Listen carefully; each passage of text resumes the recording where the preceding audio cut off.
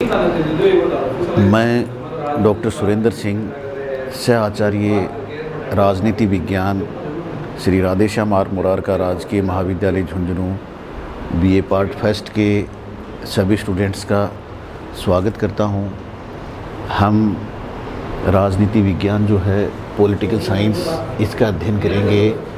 और जैसा कि मैंने कल अपने व्याख्यान में बताया था कि ऐसे स्टूडेंट्स जिन्होंने कि राजनीति विज्ञान पहली बार लिया है, वे व्हाट्सएप के नोट्स को ध्यान से पढ़ें और जो वीडियो व्याख्यान आ रहे हैं उन्हें भी ध्यान से सुनें, क्योंकि राजनीति विज्ञान के अध्ययन करने के लिए हमें इसके जो प्रमुख शब्दावली है, प्रमुख सिद्धांत हैं, उनका अध्ययन करना आवश्यक है और उन्हें समझना भी आवश्यक है।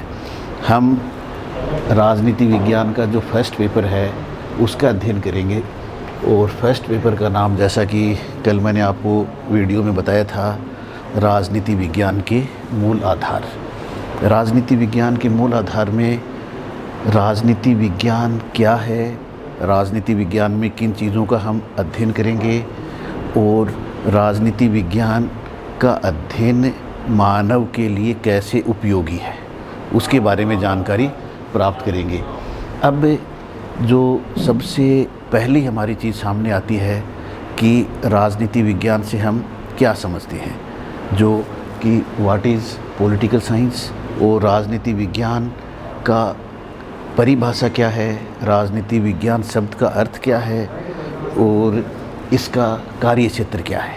तो सबसे पहली चीज़ कि पॉलिटिकल साइंस क्या है या राजनीति से हम क्या समझते हैं, क्योंकि जैसा मैं आप लोगों को बताते आ रहा हूँ अपने व्याख्यान के अंतर्गत कि राजनीति विज्ञान का अध्ययन हम इसके उद्भव से लेकर और इसे एक विकास यात्रा के रूप में आधुनिक काल तक इसका हम अध्ययन करेंगे। इसलिए कि राजनीति क्या है, राजनीति जैसा हिंदी में है, राजनीति को अंग्रेजी भाषा में पॉलिटिक्स कहा गया है। पॉलिटिक्स जो शब्द है यह है ग्रीक भाषा के शब्द पोलिस से बना है।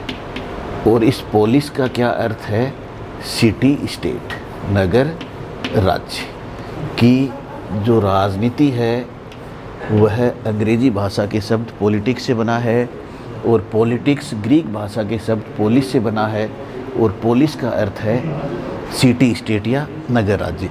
अब कि पोलिस जो है वह क्या है, यह ग्रीक भाषा से ही राजनीति का उद्भव क्यों हुआ है, इस संबंध में आपको मैं बता दूं एक बैकग्राउंड के रूप में कि प्राचीन समय में ज्ञान का जो केंद्र था वह एथेंस था, क्योंकि वहाँ पर सुकरात, प्लेटो, अरस्तु जैसे महान राजनीतिक दार्शनिक थे जिन्होंने राजनीति दर्शन में, राजनीति विज्ञान में बहुत ही उल्लेखनीय योगदान दिया था। इसलिए प्राचीन समय में ज्ञान का केंद्र कहाँ रहा, एथेंस में, ग्रीस में रहा। और वहाँ पर प्लेटो और अरस्तु ने इसे काफ़ी इनरिच किया राजनीति को। इसलिए जो पॉलिटिक्स है या जो पोलिस है वह ग्रीक शब्द है। राजनीति का उद्भव कहाँ हुआ कि एथेंस में। और इसके साथ साथ हम राजनीति विज्ञान का जो जनक है, राजनीति विज्ञान का जो पिता है, अरस्तु को मानते हैं। और अरस्तु ने राजनीति विज्ञान को सर्वोच्च विज्ञान कहा कि राजनीति विज्ञान जो है मास्टर साइंस है। इसलिए जब राजनीति विज्ञान के आधुनिक समय में बात करते हैं तो इसकी ऐतिहासिक पृष्ठभूमि की हमें जानकारी होना आवश्यक है। प्राचीन समय में ज्ञान का केंद्र एथेंस, और एथेंस में जो अरस्तु, राजनीति विज्ञान का जनक, जिसने विज्ञान का वैज्ञानिक आधार पर, यथार्थवादी आधार पर अध्ययन प्रस्तुत किया, और उसके आधार पर जो अरस्तु का जो प्रसिद्ध जो ग्रंथ है उसका नाम भी द पॉलिटिक्स रखा गया। इसलिए जब जो भी नए जो हमारे कंसेप्ट आएंगे, जैसे कि पॉलिटिक्स के साथ साथ डेमोक्रेसी है कि डेमोस प्लस क्रेटिया, कि डेमोस फिर से क्या, ग्रीक शब्द।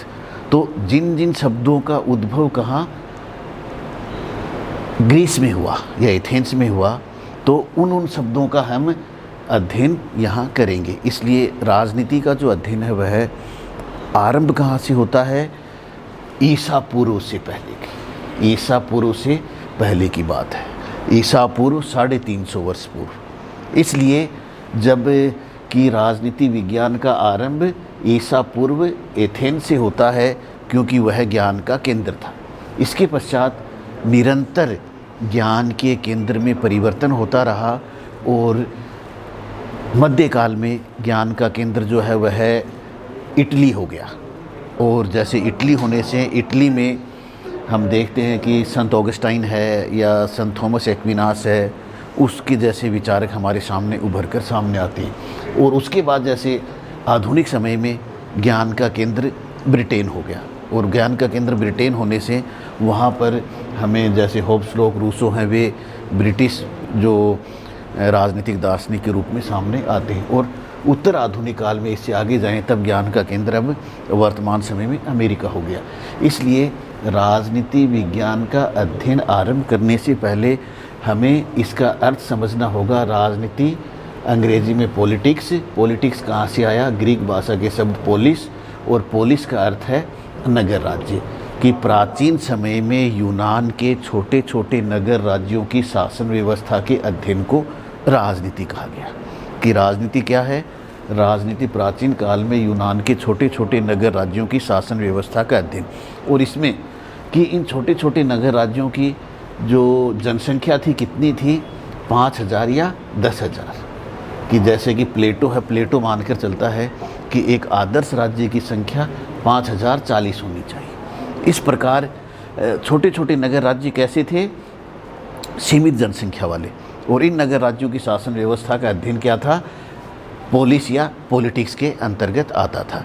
ये हमारा शब्द, राजनीति शब्द का जो है उद्भव या उसका अर्थ, अगर हमें पूछना या बताना हो या कोई पूछे हमें कि राजनीति से क्या तात्पर्य है, तो राजनीति से तात्पर्य है कि प्राचीन समय में यूनान के छोटे छोटे नगर राज्यों की शासन व्यवस्था का अध्ययन राजनीति कहलाता है। और क्योंकि अब आधुनिक समय में कैसा कंसेप्ट आ गया है? सिटी स्टेट, नगर राज्य के स्थान पर कंसेप्ट आ गया है नेशन स्टेट। नेशन स्टेट यानी कि राष्ट्र राज्य। और अब जो जनसंख्या हम क्या देखते हैं कि जनसंख्या 5 या 10,000 नहीं, अब जनसंख्या करोड़ों और अरबों में है। अगर भारत की हम जनसंख्या देखें 1.25 अरब से अधिक। तो इसलिए कैसा कंसेप्ट आ गया? बड़े बड़े वृहद स्तर पर राष्ट्र राज्य उभर कर आ गए। तो अब जब राष्ट्र राज्य उभर कर आ गए तब इस राजनीति की परिभाषा में भी परिवर्तन आ गया है। अब छोटे छोटे नगर राज्यों की शासन व्यवस्था का अध्ययन वाला जो विषय है वह राष्ट्र राज्यों की अवधारणा के साथ इसमें परिवर्तन आ गया। अब इसमें जो ध्यान देने वाली जो चीज़ है कि जो पहला हमारा टॉपिक है वह है राजनीति विज्ञान का परंपरागत और आधुनिक दृष्टिकोण और ट्रेडिशनल एंड मॉडर्न पर्सपेक्टिव। तो हम बात कर रहे हैं ट्रेडिशनल पर्सपेक्टिव की, परंपरागत या जो कि प्रारंभ से लेकर है। इसका हम जो डिमार्केशन कहाँ करेंगे? 1945 में। 1945 में क्यों? दूसरा विश्व युद्ध समाप्त होने के बाद आधुनिक युग का आरंभ होता है। अब 1945 तक क्या है? परंपरागत राजनीति विज्ञान का अध्ययन किया गया है।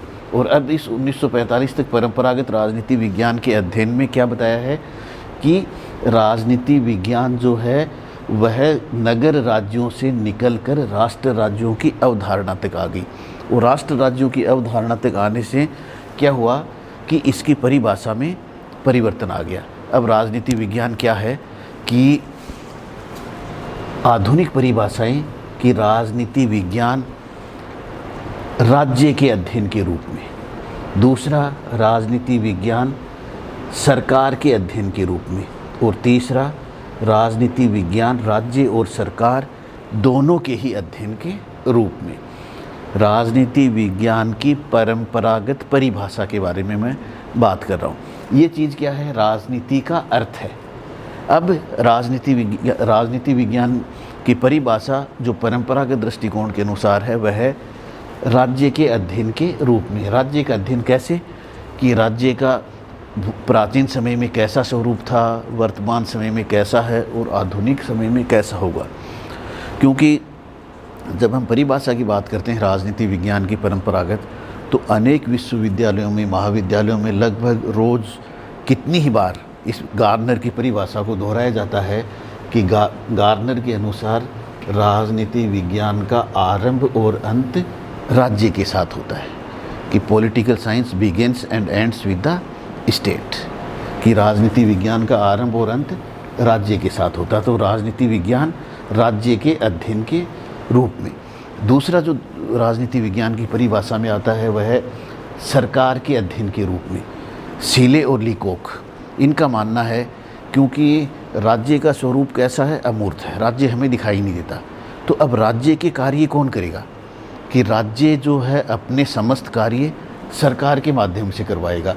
इसलिए सीले और लीकोक का कहना है कि राजनीति विज्ञान सरकार के द्वारा किए जाने वाले विभिन्न कार्यों का अध्ययन है, कि सरकार कैसे कार्य करती है, कैसे उन कार्यों का जो विभिन्न फंक्शंस हैं उन्हें वह किस प्रकार से संचालित करती है। इसके बाद जो तीसरी परिभाषा आती है वह गिलक्राइस्ट कहता है कि राजनीति विज्ञान राज्य और सरकार दोनों का ही अध्ययन है। क्यों? क्योंकि सरकार के बिना राज्य के कार्य का अस्तित्व नहीं है और राज्य के बिना सरकार का अस्तित्व संभव नहीं है। इसलिए राजनीति विज्ञान क्या है, राज्य और सरकार दोनों का ही अध्ययन है। अतः परंपरागत राजनीति विज्ञान के अध्ययन में क्या उभर कर सामने आता है, तीन चीज़ें आती हैं, राज्य के अध्ययन के रूप में, सरकार के अध्ययन के रूप में और राज्य और सरकार दोनों के ही अध्ययन के रूप में। अब राजनीति विज्ञान के इस अध्ययन का कार्य क्षेत्र क्या हो, कि राज्य का अध्ययन करें, सरकार का करें। तब 1948 में संयुक्त राष्ट्र संघ के जो यूनेस्को का सम्मेलन था उसमें डिसाइड किया गया कि राजनीति विज्ञान के जो राजनीतिक अध्ययनकर्ता थे उन्होंने, कि राजनीति विज्ञान के अंतर्गत राजनीतिक सिद्धांत है, राजनीतिक विचारक हैं, राजनीतिक दर्शन है, उनका अध्ययन किया जाएगा।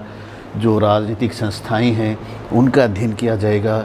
इसके साथ साथ दबाव समूह, लोकमत है, उसका अध्ययन किया जाएगा और अंतर्राष्ट्रीय संगठन, अंतर्राष्ट्रीय राजनीति का अध्ययन किया जाएगा। वृहद रूप से ये चार विषय राजनीति विज्ञान के अध्ययन के लिए सम्मिलित किए गए यूनेस्को के 1948 के सम्मेलन में। जितनी भी हम ये बातें कर रहे हैं, क्या कर रहे हैं, राजनीति विज्ञान के परंपरागत दृष्टिकोण। और परंपरागत दृष्टिकोण क्या है कि पॉलिटिक्स से लेकर यूनान के, एथेंस के पोलिस से लेकर, उद्भव से लेकर द्वितीय विश्व युद्ध की समाप्ति तक। और इस दौरान हम क्या देखते हैं कि राजनीति विज्ञान जो है उसने अपने इस विकास के क्रम में जो विकास किया उसमें राज्य सरकार के अध्ययन पर बल दिया है। और इस दौरान के जितने भी राजनीतिक विचारक हैं उन्होंने व्यक्तिनिष्ठ अध्ययन प्रस्तुत किया है कि प्रत्येक राजनीतिक विचारक का, राजनीतिक दार्शनिक का किसके साथ नाम जुड़ा हुआ है, एक विशेष दर्शन के साथ, विचारधारा के साथ। जैसे प्लेटो का आदर्श राज्य के साथ, अरस्तु का वैज्ञानिक दृष्टिकोण के साथ, क्रांति के साथ, संविधान के वर्गीकरण के साथ, एक्विनास का विधि का वर्गीकरण, मैकियावेली शक्ति का प्रणेता, होब्स लोक रूसो सामाजिक समझौता, बेंथम उपयोगितावाद, मील स्वतंत्रता, कार्ल मार्क्स वर्ग संघर्ष, लास्की बहुलवाद। मेरा कहना है कि प्रत्येक राजनीतिक विचारक का, राजनीतिक दार्शनिक का नाम एक विशेष दर्शन के साथ जुड़ा हुआ है, एक विशेष दृष्टिकोण के साथ उसका नाम जुड़ा हुआ है। ये क्या है, राजनीति विज्ञान का परंपरागत दृष्टिकोण है। और इस परंपरागत दृष्टिकोण में हम देखते हैं सबसे अधिक प्रमुखता कि राज्य को, सरकार को या विभिन्न ये जो संस्थाएं हैं इनके अध्ययन को प्रदान की गई है। आज के जो व्याख्यान है इसमें हम राजनीति विज्ञान के परंपरागत दृष्टिकोण का अर्थ क्या है और उसकी परिभाषा क्या है। जो नेक्स्ट हमारे व्याख्यान होंगे उसमें कि परंपरागत राजनीति विज्ञान का कार्य क्षेत्र क्या रहेगा, तब तक आपके साथ जो भी नोट्स हम शेयर कर रहे हैं व्हाट्सएप पर, आप उनका अध्ययन करते रहें। All the best, have a good day, thank you.